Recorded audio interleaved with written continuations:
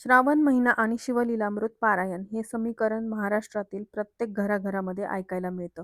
पण खरा प्रश्न हा आहे की पारायण नक्की कसं करायचं? संकल्प कधी आणि कसा घ्यायचा?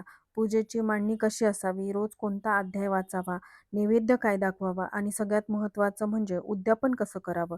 जर या सगळ्या गोष्टी योग्य पद्धतीने केल्या नाहीत तर पारायणाचं पूर्ण फळ मिळत नाही असं मानलं जातं. म्हणूनच आजच्या या व्हिडिओमध्ये मी तुम्हाला सुरुवातीपासून शेवटपर्यंत अगदी सोप्या भाषेमध्ये संपूर्ण पद्धत समजावून सांगणार आहे. त्यासाठी हा व्हिडिओ शेवटपर्यंत नक्की बघा, कारण उद्यापनाची योग्य पद्धत बहुतेकांना माहितीच नसते. चला तर मग व्हिडिओला सुरुवात करूया. नमस्कार सर्वांना, श्री स्वामी समर्थ. स्वागत आहे तुमचं माझ्या यूट्यूब चॅनलवरती. आजचा दिवस तुम्हाला खूप छान, सुखाचा, समाधानाचा जाऊ देत. हीच मी स्वामींच्या चरणी प्रार्थना करते आणि आजच्या या नवीन व्हिडिओला सुरुवात करते. सुरुवातीला आपण थोडक्यात समजून घेऊया की शिवलीलामृत हा ग्रंथ नक्की आहे तरी काय. शिवलीलामृत हा मराठी भाषेतील एक अत्यंत पवित्र आणि लोकप्रिय ग्रंथ आहे, ज्याची रचना कवी श्रीधर स्वामींनी केली आहे. हा ग्रंथ भगवान शंकरांच्या विविध लीला, कथा, महात्म्य याचं वर्णन करतो. या ग्रंथामध्ये एकूण 14 अध्याय आहेत आणि प्रत्येक अध्यायात भगवान शिवांच्या भक्तांच्या कथा, त्यांची भक्ती आणि शिवकृपेने त्यांचं आयुष्य कसं बदललं याचं सुंदर वर्णन आहे.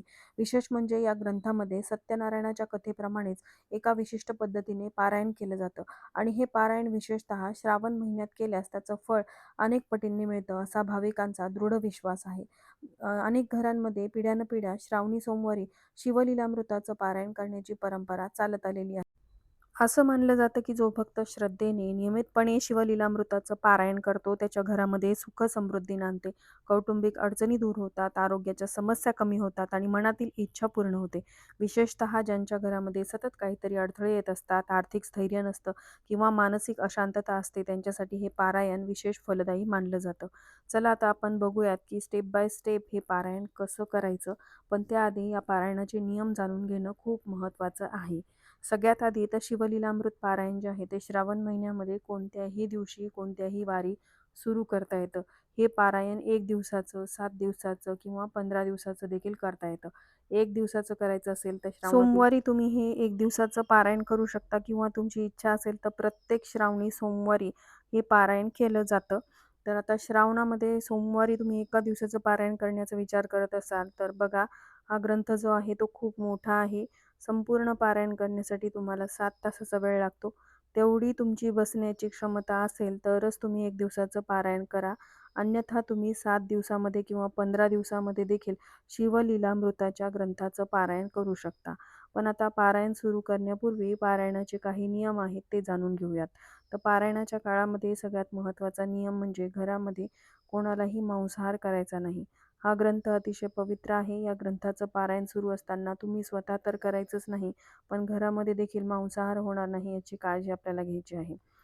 पारायण करणाऱ्या व्यक्तीला परान्न वर्ज्य आहे. बाहेरचं अन्न तुम्ही घ्यायचं नाही. जर तुम्ही विद्यार्थी असाल किंवा नोकरीनिमित्त बाहेरगावी राहत असाल तर अशा वेळेस तुम्ही स्वतःच्या पैशाने घेतलेल्या अन्नातून जरी तुम्ही असं अन्न किंवा परान्न घेतलं तर ते चालतं. पण दुसऱ्यांच्या घरी आपण गेलोय तर तिथे आपल्याला पाणीसुद्धा घ्यायचं नाही. तिसरा महत्त्वाचा नियम म्हणजे तुम्ही पारायणाच्या काळामध्ये जमिनीवरती झोपायचं आहे. आणि चौथा महत्त्वाचा नियम म्हणजे तुम्हाला पारायणाच्या काळामध्ये ब्रह्मचर्याचं 7ही दिवस किंवा 15 दिवस मग तुम्ही पारायण करणार असाल, तर 15ही दिवस तुम्हाला ब्रह्मचर्याचं पालन हे करायचं आहे. पारायणाच्या दरम्यान तुम्हाला बाहेरगावी प्रवास शक्यतो टाळावा. कारण जर तुम्हाला तिथेच राहावं लागलं काही कारणास्तव, तर तुमच्या पारायणामध्ये खंड पडू शकतो. त्यामुळे शक्यतोवर प्रवास टाळण्याचा प्रयत्न करा. आता पारायण कसं करावं हे आपण जाणून घेऊयात. तर एकदिवसीय पारायण तुम्ही श्रावणातील सोमवारी करू शकता. पण 7 दिवसाचं किंवा 15 दिवसाचं पारायण करण्यासाठी तसा कुठलाही नियम नाही. संपूर्ण श्रावण महिनाभरामध्ये कोणत्याही वारी किंवा अगदी सोमवारी देखील तुम्ही म्हणजे शिवलीलामृताच्या पारायणाला सुरुवात करू शकता. पारायणाच्या दिवशी तुम्हाला सकाळी लवकर उठायचं आहे, घराची स्वच्छता करायची आहे, स्वच्छ स्नान करायचं आहे, शुभ्र वस्त्र परिधान करायचं म्हणजे पांढऱ्या रंगाचं किंवा शक्यतोवर लाईट कलरचे कपडे जे आहेत ते तुम्हाला घालायचे आहेत. त्यानंतर संपूर्ण घरामध्ये गोमूत्र शिंपडून घ्यायचं आहे. आपल्या देवघरातील देवांचं विधिवत पूजन करायचं आहे. म्हणजे पारायणासाठी तुम्ही वेगळी पूजा मांडणी करू शकता किंवा देवघरासमोर देखील तुम्ही या ग्रंथाचं पारायण करू शकता. पूजा मांडणी म्हणजे वेगळी पूजा मांडणी तुम्हाला करायची असेल, तर मग देवघराच्या बाजूला किंवा तुमच्या घरामध्ये जिथे कुठे जागा आहे, तिथे गोमूत्र शिंपडायचं, ती जागा स्वच्छ करून घ्यायची आहे. खाली तुम्हाला कुंकू आणि स्वस्तिक काढायचं, त्यावरती चौरंग ठेवायचा आहे. चौरंगावरती पांढऱ्या रंगाचा रुमाल किंवा पांढऱ्या रंगाचे वस्त्र अंथरायचे आहे. त्यावरती तुमच्याकडे असलेला महादेवाचा फोटो किंवा शिवलिंग तुम्हाला पूजेसाठी लागणार आहे. पण त्याआधी तुम्हाला एक अखंड दिवा प्रज्वलित करायचा, कारण कोणतीही सेवा किंवा पारायण आपण अग्नीच्या साक्षीने करतो. लक्षात घ्या, हा जो दिवा आहे तो 7ही दिवस अखंड सुरू राहील याची काळजी घ्यायची आहे. जर अनावधानाने तो दिवा विझला तर महादेवांची क्षमा मागायची आणि तो दिवा पुन्हा सुरू करायचा. तर आता दिव्याचं आपल्याला सगळ्यात आधी पूजन करायचं आहे. दिवा प्रज्वलित करायचा, दिव्याला हळदी कुंकू अक्षदा अर्पण करायच्या, फूल अर्पण करायचं आहे. त्यानंतर आपण कोणत्याही पूजेची सुरुवात ही गणेशांच्या पूजेने करतो, त्यामुळे गणपती बाप्पांची मूर्ती देवघरातील किंवा तुम्ही सुपारी स्वरूप गणपती बाप्पा घ्यायचे आहेत. ताम्हणामध्ये त्यांच्यावरती पाण्याने पंचामृताने परत पाण्याने अभिषेक करायचा आहे. त्यानंतर तुम्ही एका प्लेटमध्ये गणपती बाप्पांची थोड्याशा अक्षदा ठेवून त्यावरती स्थापना करायची आहे. बाप्पांना गंध अक्षदा फुलं अर्पण करायची, धूप दीप ओवाळून घ्यायचा आहे. आता त्यानंतर महादेवांचा फोटो घेतला असेल तर फोटोला स्वच्छ पुसून घ्यायचं. महादेवांना चंदन किंवा पांढऱ्या रंगाचं भस्म अर्पण करायचं आहे. मूर्ती म्हणजे शिवलिंग घेतलेला असेल तर शिवलिंगावरती पहिल्या दिवशी पाण्याने पंचामृताने परत पाण्याने याचा अभिषेक करायचा किंवा तुम्ही रुद्राभिषेक देखील करू शकता. महादेवांना भस्म, चंदन, त्याचबरोबर पांढऱ्या रंगाची फुलं, बेलपत्र असेल तर बेलपत्र अर्पण करायचं. धूप दीप ओवाळून खडीसाखरेचा किंवा एखाद्या फळाचा नैवेद्य दाखवायचा आणि त्यानंतर तुम्हाला पहिल्या दिवशी संकल्प करायचा आहे. संकल्प रोज रोज करण्याची गरज नाही. कोणत्याही धार्मिक कार्याची सुरुवात संकल्पाशिवाय अपूर्ण मानली जाते. संकल्प म्हणजे आपण देवासमोर आपला निश्चय व्यक्त करतो, की मी हे कार्य कोणत्या उद्देशाने, कोणत्या पद्धतीने आणि किती दिवसात पूर्ण करणार आहे. संकल्प करण्यासाठी तुम्हाला थोडंसं हातामध्ये पाणी घ्यायचं आहे.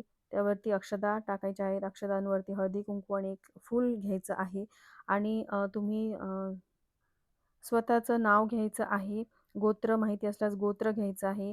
ज्या तारखेला तुम्ही सुरू करत आहात पारायण, ती तारीख, तिथी आणि सर्वात महत्त्वाचं म्हणजे तुमचा उद्देश. मनातल्या मनामध्ये किंवा हलक्या आवाजामध्ये असा संकल्प म्हणावा, मी म्हणजे स्वतःचं नाव आजपासून श्रावण महिन्यामध्ये भगवान शिवशंकरांच्या कृपाप्राप्तीसाठी आणि आपली इच्छा, उदाहरणार्थ कौटुंबिक सुख, आरोग्य, यश या हेतूने शिवलीलामृत ग्रंथाचं पारायण करण्याचा संकल्प करत आहे. या पारायणाच्या माध्यमातून माझ्या मनोकामना पूर्ण व्हाव्यात आणि माझ्या कुटुंबावरती भगवान शंकरांची कृपादृष्टी राहावी, असं म्हणून हातातलं पाणी, अक्षदा आणि फूल ताम्हणामध्ये किंवा पानावरती सोडावं. एक महत्त्वाची गोष्ट लक्षात ठेवा, संकल्प एकदाच पारायण सुरू करण्यापूर्वीच घ्यायचा असतो. रोज नव्याने संकल्प घेण्याची गरज नाही. त्यानंतर तुम्हाला शिवलीलामृत ग्रंथाचं पारायण करायचं आहे. तुम्ही 7 दिवसाचं पारायण करणार असाल, तर एका दिवसामध्ये रोज 2 अध्याय याप्रमाणे वाचन करावं आणि 7व्या दिवशी 3 अध्याय पूर्ण करावेत. कारण शिवलीलामृत ग्रंथामध्ये एकूण 15 अध्याय आहेत. रोज 2-2 या पद्धतीने तुम्ही शेवटच्या दिवशी 3 अध्याय वाचायचे आहेत आणि हे पारायण पूर्ण करायचं आहे. 15 दिवस जर तुम्ही हे पारायण करणार असाल, तर रोज 1-1 अध्याय पठण करावा आणि पारायण जे आहे ते पूर्ण करावं. एकदिवसीय पारायणामध्ये संपूर्ण 1 ते 15 अध्याय तुम्हाला एकाच बैठकीमध्ये पठण करायचे असतात आणि शिवलीलामृत ग्रंथ हा खूप मोठा ग्रंथ आहे. एका दिवसामध्ये जर तुमच्याकडून शक्य असेल तर तुम्ही करा, नाही तर तुम्ही अशा पद्धतीने म्हणजे 7 दिवसामध्ये किंवा 15 दिवसामध्ये तुमचं पारायण पूर्ण करू शकता. रोजचे तुमचे अध्याय वाचून झाल्यानंतर गणपतींची आरती करावी, महादेवांची आरती करावी. पारायणानंतर घरामध्ये जोही तुम्ही पोळी भाजीचा नैवेद्य बनवणार आहात, जो सात्विक असेल, कांदा लसूण न घातलेला असेल तर उत्तम आहे. तर तोच नैवेद्य ग्रंथाला अर्पण करावा सकाळी आणि संध्याकाळी. आणि त्याचबरोबर महादेवाच्या पिंडीवरती तुम्ही रोज अभिषेक करू शकता किंवा जलाभिषेक करून महादेवांना गंध, अक्षदा, फुलं अर्पण करून मगच तुम्ही पारायणाला सुरुवात करायची असते. तुम्ही पारायण काळामध्ये शिवलिंग हलवता येतं का? तर हो, नक्कीच तुम्ही हलवू शकता. पूजेमध्ये ठेवलेलं शिवलिंग ताम्हणामध्ये घेऊन त्यावरती पाण्याने अभिषेक करून स्वच्छ पुसून परत त्यांना भस्म, चंदन, फुलं, बेलपत्र अर्पण करावीत. रोजच्या रोज तुम्ही रुद्राभिषेक करू शकता, जलाभिषेक करू शकता आणि जर तुम्ही देवघरासमोरच म्हणजे ठेवलेला असेल ग्रंथ, तर रोजची देवपूजा करायची आणि ते ग्रंथाचं पारायण करायचं. रोज 2-2 अध्याय याप्रमाणे तुम्ही 7 दिवसामध्ये हे पारायण करू शकता किंवा तुम्ही रोज 1 अध्याय वाचला तर 15 दिवसामध्ये हे पारायण जे आहे ते पूर्ण होतं.